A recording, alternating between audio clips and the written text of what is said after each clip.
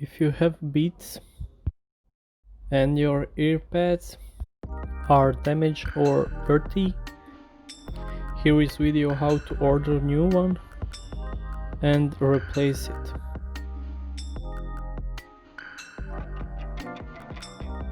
So you have a link in description.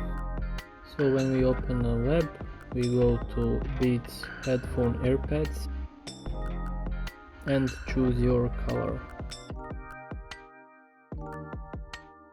And we go to the add to cart and go to checkout.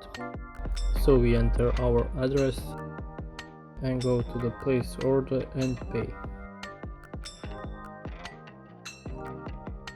Use some small tool but without sharp parts.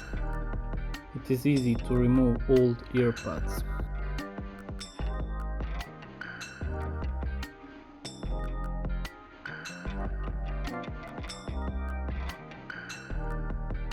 After we removed, we must clean old glue and we put new one.